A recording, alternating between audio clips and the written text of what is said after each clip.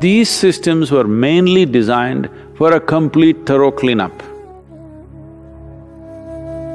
Whatever the unpronounceable South American stuff, or with an LSD or a drug or whatever else, if you simply sit with your eyes closed, don't mess with your mind, you will become millionfold of ayahuasca.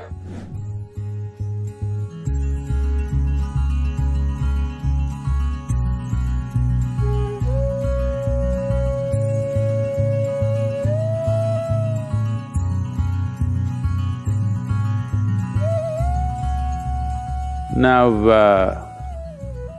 you need to understand what the tribal societies did had a multi-purpose intention. When it is not just in South America, there are such things in India also, which are of maybe not of the same species of plants but are of different nature, that a full cleanup happens. This was very essential for people who lived in forests, because if you live in nature, suppose you go out and live in a jungle, the number of parasites which live in your body will multiply, the variety and the number will multiply manifold. Recently there is a study which has been published which says there is a particular kind of parasite which is mainly present in the cat's excrement. If you played around with the cats and cat's excrement was around you, it is very much possible that this parasite is within you. This is not the only one. If you really put this under the scanner, there are many parasites, many of them. So once you live in nature, exposed to natural elements, the number of parasites which will reside in the body will greatly be enhanced. Some parasites could be dangerous to life, some parasites could cause damage to the system, but most others don't. They subsist on you and they also contribute something, so the body doesn't fight them too much and it goes on, the affair goes on without you knowing about it. That's okay. But over a period of time, as their numbers increase, they have to be cleaned up. So these systems were mainly designed for a complete thorough cleanup.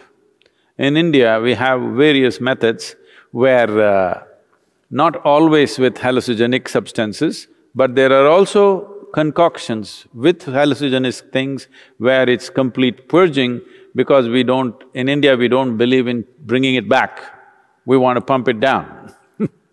So there are systems with which if you drink water after 2 hours, just pure water will come out. To that extent, your entire alimentary canal is just cleaned up thoroughly.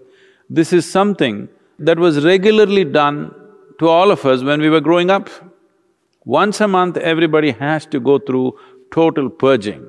Without that, they never believed there is going to be health, because this was one way of handling any kind of parasite that may grow. Not all parasites are in the form of worms or tapeworms or roundworms or whatever. There are parasites that you cannot see, they're micro in nature, you cannot see them but they exist. But to clean them up, and the maximum number of parasites normally reside in your digestive tract. And the blood parasites and the cellular parasites are there, but there is a way to impact them. These are all relatives. The parasites need an ecosystem of their own. If you completely remove the parasite presence in your digestive tract, the other parasites generally cannot subsist except a few, others cannot subsist because they need an ecosystem of their own kind. So to destroy that ecosystem periodically was a part of the tribal life, otherwise people would slowly get sick or dull and die early, all these things used to happen. Along with that, there is also a cleansing of emotional and psychological backlog that is building up within the human being. But once you use outside chemicals or substances to do these things, in some way you will get addicted to it, or in some way you will become limited to that process. But if anybody believes they will attain to consciousness by purging their digestive tract, they need a different kind of treatment, okay?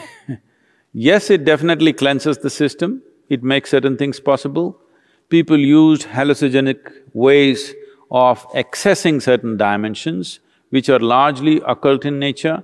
This is the reason why both in North America and South America, that occult evolved in a big way because they used other kinds of aids to make themselves available to certain possibilities. I want you to understand, just finding a little space in the chaos of your intellect, either with whatever the unpronounceable South American stuff, or with an LSD or a drug or whatever else, is only a temporary excess. And most of the time, this may leave you completely debilitated because one excess of a heightened experience and after that back on the ground, you will be broken. This is just like you were earning, let's say $10 million a year, and you were used to spending $10 million a year. Suddenly, next year you got only $1 million. You will be broken because you have $1 million. Whole lot of people, it's their dream to have that $1 million. So, if you rise without earning it, by breaking the mind with chemicals, somehow you rose to some experience and then you came down, then you will see you will be far more miserable than ever before. I told them in India, people were complaining, Sadhguru, you're doing Bhava Spandanas only in America, you're not doing in India, you must do at least one in India. Then I said, for all of you who already done the BSP, minimum 3 times, I will give you one super BSP. Only thing is, for every participant, we need 3 volunteers. Because you need to carry a bucket for each one of them, because they will puke, I hope they won't do the other thing and they will flip, you have to carry them to their lunch, they won't know how to eat, you have to feed them. You'll have… This is what is happening in your South American treatment, okay? You won't know how to do anything, you're like all over, somebody has to put water in your mouth, somebody has to take you to the toilet, otherwise you'll do it everywhere. We can do a super BSP like that without any herb, without any chemical. We can tweak that dimension of you, which is a huge purging on all levels. But don't mistake this for consciousness. Yes, it gives you a certain relief, but it doesn't take you to any place.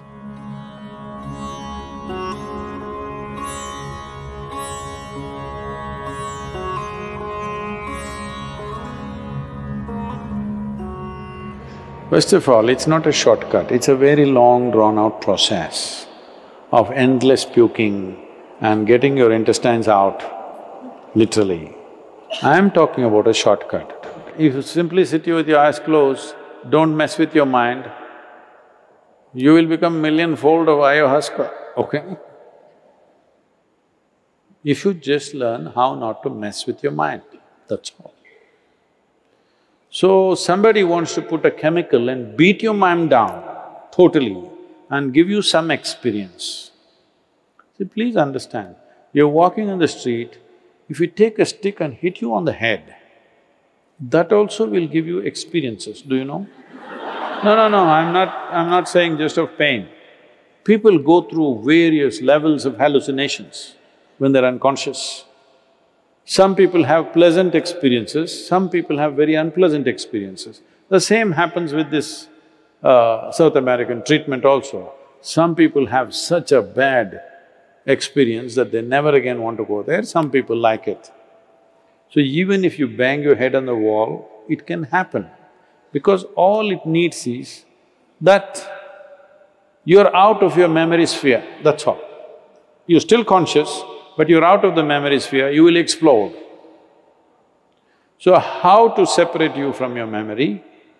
Shall we do it with chemicals or shall we do it with awareness is the only choice we have. Either we can do it with devotion or intensity of emotion or energy or awareness, we can do this. Now, chemicals if we use also, people have used LSD and felt fantastic, okay, they vouch by that. You are a bit too late. I come from a time when everybody around me was on it, all right? But I was on something else, which all of them wanted. Because they knew they go up and they go down, I'm always like this. So, the question is just this: what needs to happen from inside? If you pull it out from outside, do you believe there will be no consequences? Hello? See, we can do one thing. You eat food, it'll take time to digest this. So we pull out your stomach bag and do chuk chuk chuk chuk chuk chuk. Digestion will happen quickly and put it back.